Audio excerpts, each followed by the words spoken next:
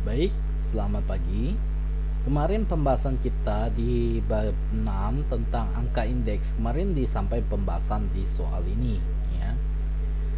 Nah, kali ini kita akan lanjutkan ke materi berikutnya, yaitu adalah jenis dari penggunaan angka indeks, ya. Yang pertama itu adalah kita ketahui ada yang namanya indeks harga atau price index. Indeks harga atau price index ini biasanya kita menggunakan untuk mengukur perubahan dari harga suatu barang, ya. Misalnya itu adalah indeks dari harga konsumen, kemudian indeks dari harga sebuah perdagangan besar, kemudian ada indeks harga yang dibayar dan diterima oleh petani, ya. Ini indeks harga atau price index. Nah, kemudian berikutnya itu adalah indeks dari kuantitas atau quantity index, ya. Itu biasa dipergunakan untuk mengukur yang namanya kuantitas dari suatu barang yang diproduksi, dikonsumsi maupun dijual, ya. Jadi contohnya itu misalkan adalah indeks dari produksi beras, ya. Kemudian ada indeks dari konsumsi kedelai, ya. Kemudian ada indeks dari penjualan jagung, ya. Itu adalah quantity dari indeks, ya. Kemudian berikutnya ada yang namanya value index atau indeks nilai.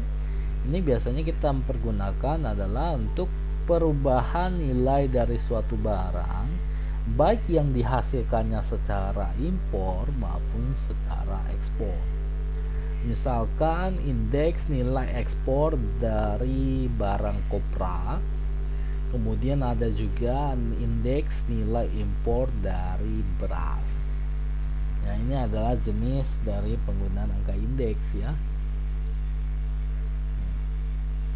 Oke, yang berikutnya adalah cara penentuan angka indeks. Yang pertama itu adalah indeks tidak tertimbang, ya.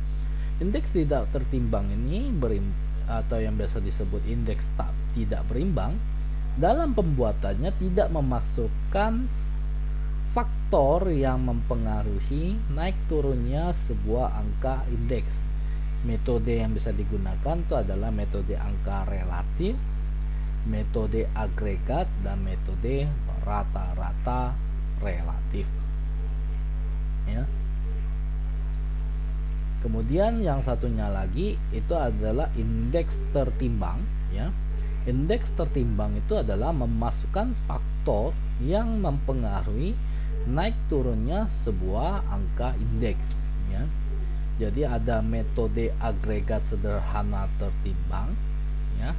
Kemudian ada metode Las Peyres,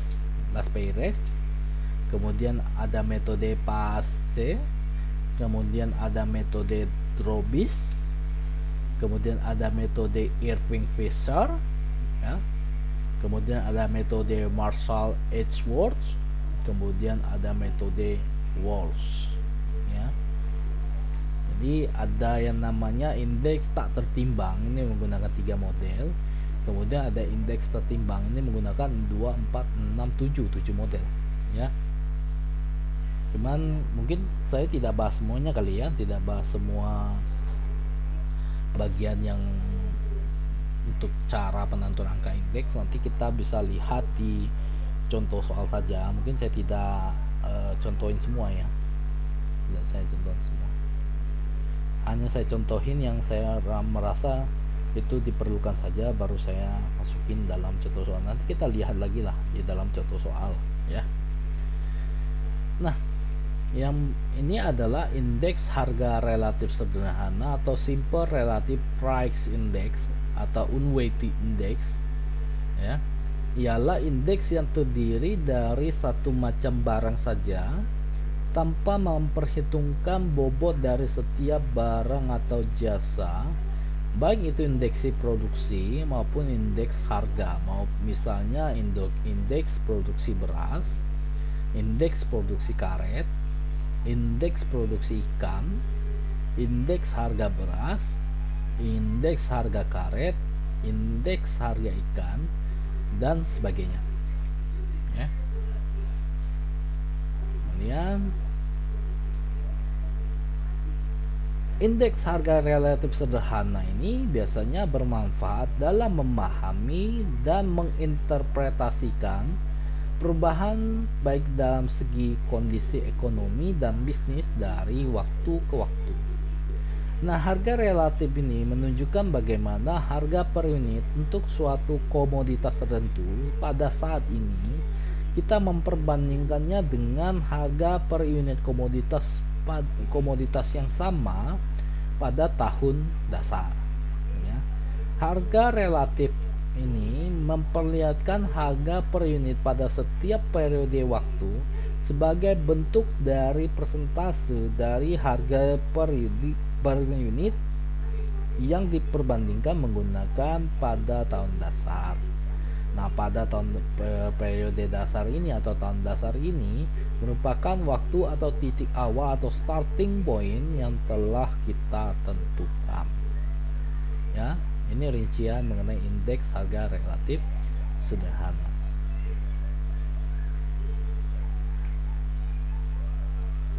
Berikutnya, indeks agregatif merupakan indeks yang terdiri dari beberapa barang atau kelompok barang. Misalkannya ada indeks harga 9 macam bahan pokok, indeks impor Indonesia, indeks ekspor Indonesia, indeks harga bahan makanan, indeks biaya hidup, indeks hasil penjualan suatu perusahaan, dalam kurung yang biasa disebut lebih dari satu barang yang dijual, dan lain-lain. Ya, ini indeks agregatif. Ya.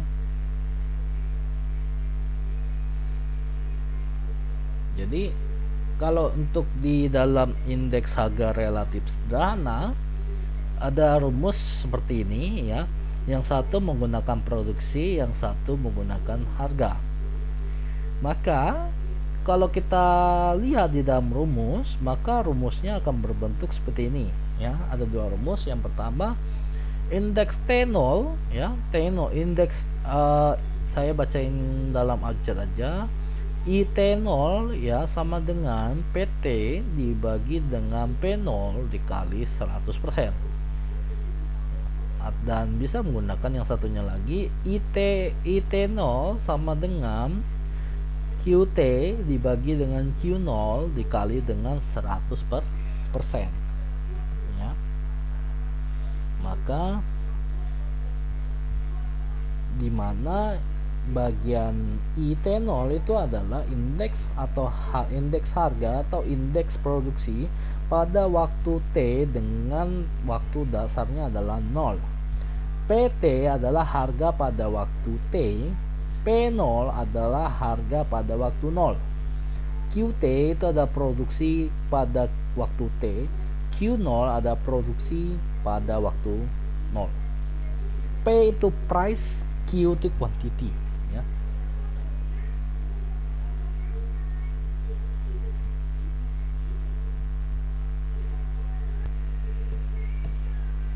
Ya.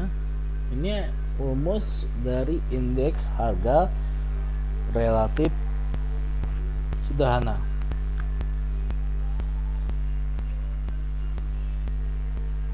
Ya. Berikutnya adalah indeks kuantitas relatif sederhana. Ya. Digunakan untuk melihat perkembangan kuantitas barang dan jasa yang diperbandingkan dengan tahun dasar. Rumusnya adalah IK sama dengan KT dibagi dengan K0 dikali 100%. Ya. IK sama dengan indeks kuantitas pada waktu T dengan waktu dasar 0. KT ada kuantitas pada waktu T, K0 ada kuantitas pada waktu 0. Ya. Jadi ini lebih kepada perbandingan kuantitas. Bedanya sama ini lebih lihat kepada produksi ya. Ini kalau ini lihat perkembangan pada kuantitas. Ya.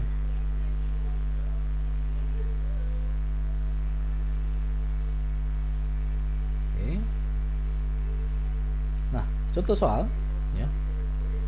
Contoh soal terlampir sebagai contoh soal 1, di mana ada tabel sebagai berikut, di mana ada perbandingan antara ada bulan, ada harga, ada kuantitas, kemudian ada indeks dalam bentuk harga, kemudian indeks dalam bentuk kuantitas.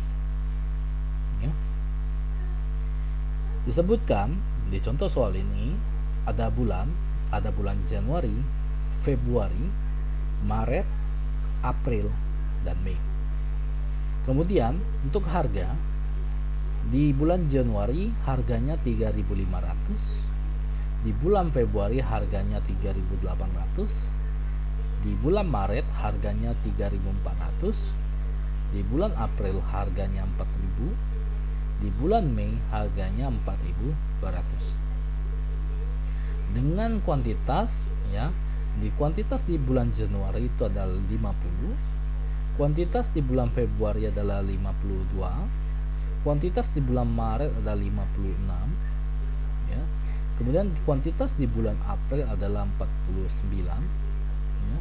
Kuantitas di bulan Mei adalah 51, ya. Jadi kalau kita baca dalam tabel ini, ya, selama bulan Januari harganya adalah 3.500 dengan kuantitas 50. Selama bulan Februari harganya 3.800 dengan kuantitas 52. Selama bulan Maret harganya 3.400 dengan kuantitas 56.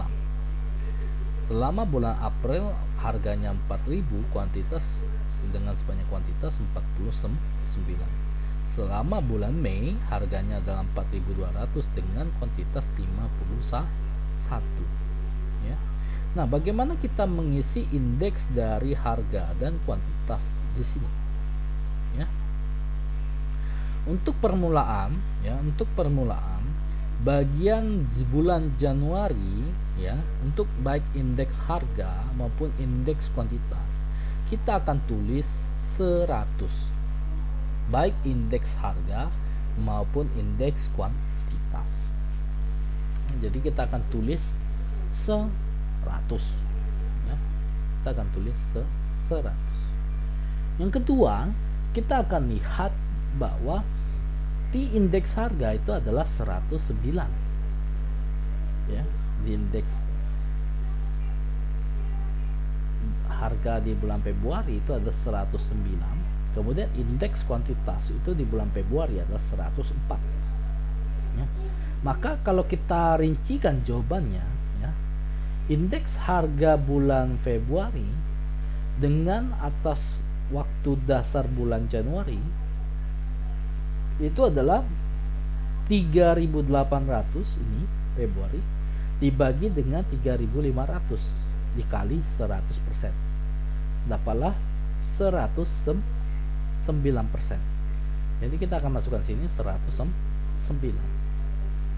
Kemudian untuk mengetahui 104 ini dapat dari mana, kita lihat indeks kuantitas bulan Januari dengan atas dasar waktu dasar bulan Januari itu adalah 52 kuantitas dibagi dengan 50 kuantitas dikali dengan 100%. Dapatlah 104.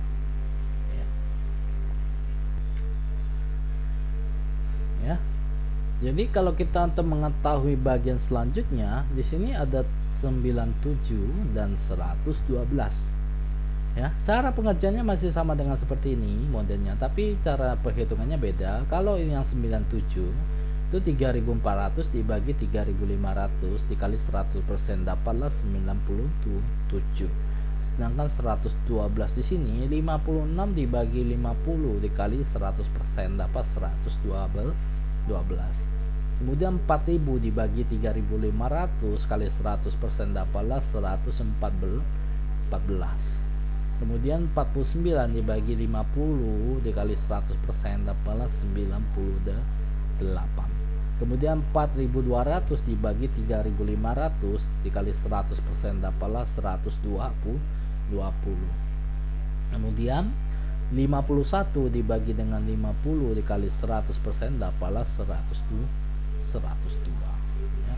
Jadi indeks harga untuk indeks harga adalah 100, 109, 97, 114, 120, 20. Kemudian untuk indeks kuantitas di sini ada 100, 104, 112, 98, 102. Ini jawaban untuk indeks harga dan kuantitas di contoh soal 1. Contoh soal 1.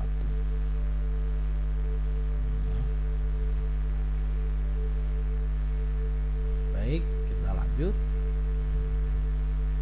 Berikutnya adalah contoh soal 2, ya.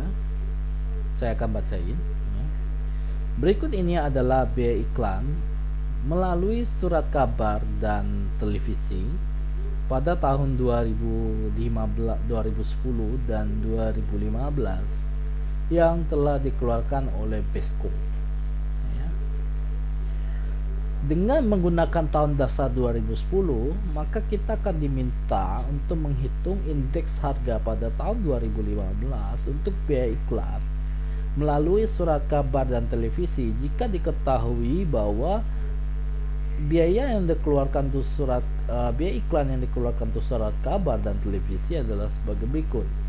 Pada tahun 2010, biaya iklan untuk surat kabar adalah 14,794794 dolar, ya. 14.794 dolar untuk biaya iklannya. Kemudian di tahun 2010 biaya iklan untuk televisi adalah 11.469 dolar, ya, untuk biaya iklan untuk televisi, ya, selama 2010, ya.